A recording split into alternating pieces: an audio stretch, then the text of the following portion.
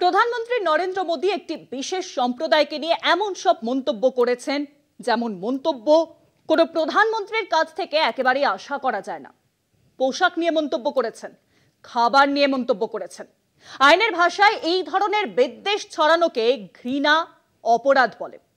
এবং সত্যিটা হলো বিজেপির শাসনে ভারতে ঘৃণাসূচক ভাষণ, মন্তব্য, ঘৃণা অপরাধ বাড়ছে।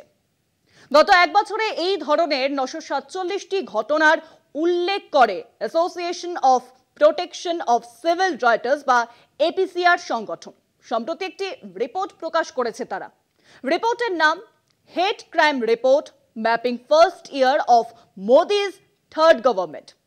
তৃতীয় দফায় নরেন্দ্র মোদী সরকারের প্রথম বছরের ঘৃণা অপরাধের বিস্তারিত তথ্য রয়েছে এই রিপোর্টে।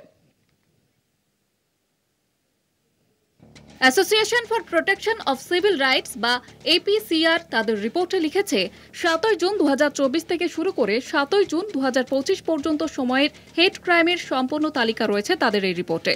এপিসিআর এর রিপোর্ট তৈরি করেছে সংবাদ মাধ্যম এবং সামাজিক মাধ্যমে যেসব এই ধরনের ঘটনা, ঘৃণাসূচক ভাষায় করা আক্রমণ ইত্যাদি প্রকাশ্যে এসেছে তার ভিত্তিতে।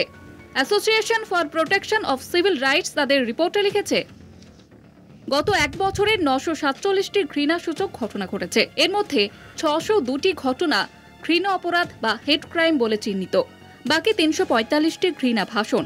হেট ক্রাইম ঘটনাগুলির মধ্যে 173টি হল সংখ্যালঘুদের ওপর শারীরিক আক্রমণের ঘটনা। এই 173টি শারীরিক আক্রমণের ঘটনায় মৃত্যু হয়েছে 25 জন আক্রান্তের।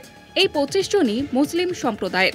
রিপোর্ট অনুসারে সবার উপরে যোগীর উত্তরপ্রদেশ, সেখানে 217টি হেট ক্রাইমের ঘটনা ঘটেছে গত এক বছরে। তারপর আছে মধ্যপ্রদেশ, মহারাষ্ট্র, ছত্তিশগড়। এই সবকটি বিজেপি শাসিত রাজ্য। আর এইসব অপরাধের অভিযোগ যাদের বিরুদ্ধে তাদের বেশিরভাগই বিশ্ব হিন্দু পরিষদ, বিজেপি এবং বজরং দলের সক্রিয় সদস্য বলে দাবি করেছে এই রিপোর্ট। কলকাতা টিভি।